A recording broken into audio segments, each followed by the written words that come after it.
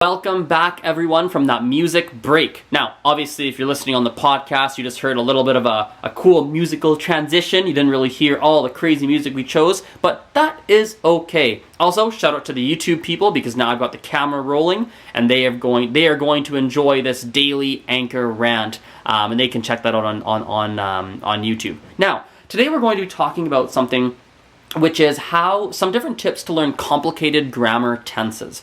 Because I feel like my thoughts and my strategies around learning challenging grammar is a little bit different than maybe the average person, or maybe a little bit different than other people. Now, the first thing is this, and this is probably the most unpopular thing to say, but the reality is that I'm someone who believes in hard work.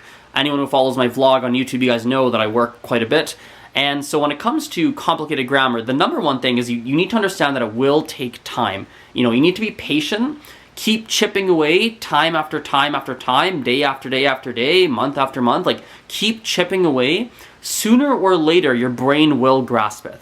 It's kind of like how time heals all wounds. That's like one of those sayings. Well, time also allows you to learn basically any grammar tense. Just gotta be patient, just gotta keep working at it. Also, I'll say this when it comes to complicated grammar tenses. I think a lot of people's default when they're confused about grammar is they tend to go even deeper into the theory, which is a good idea in a lot of cases. For example, if you're studying some English grammar point or French grammar, Chinese grammar, whatever it is, if you're struggling to understand, absolutely, there is some logic to go deeper into the theory,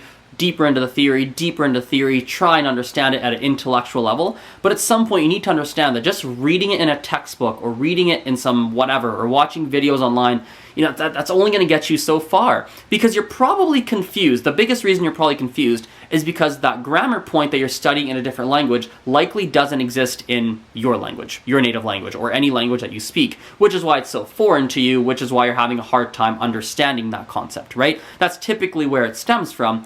And you need to understand the only real way, or at least one of the great ways, in my opinion, to start getting yourself used to it is you need to start hearing native speakers use that grammar point. So this will tie into the patience, because this will not work immediately, but it will work. This is at least it works for me anyway. If it doesn't work for you guys, let me know. But for me, it's definitely worked for every single language I speak. Is yes, study the grammar. Yes, read the textbook. Yes, watch YouTube videos. Yes, do practice exercises. Practice exercises, like written ones, are amazing, right? That's phenomenal.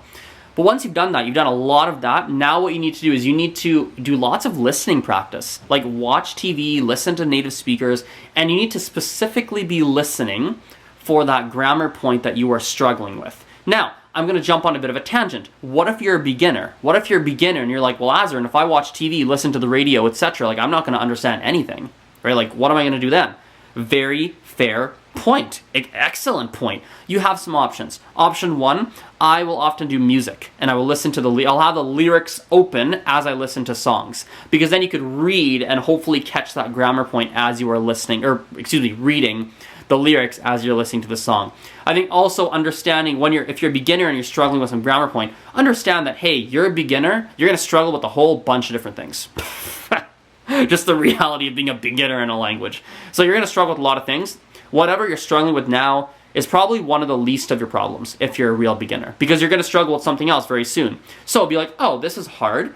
Keep studying, keep chipping away, keep moving forward with your studies. Don't stop directly at that grammar point. Keep moving forward, and you are going to get to as you study, as you keep getting used to how this language works, I promise you, whatever you struggled with before, if you struggled early on, probably wasn't that challenging. It was probably you're probably just new with the language. At least that's my personal experience. But, especially if you're listening to this on Anchor, even YouTube, I guess, for that matter, this is a conversation. I do want to hear your thoughts. Feel free to call in and let me know what you think about this. Or YouTube peeps, feel free to leave it in the description, or in the comments below. I'm very curious. All right, next up here for people on Anchor and the podcast, YouTube peeps, not for you. We're going to start answering some call-ins. I think we already have one call-in. I'm going to post that in just a moment, and I'm going to start talking about the different call-ins that come in. All right, guys. Talk to you in a second here. Check out this call-in.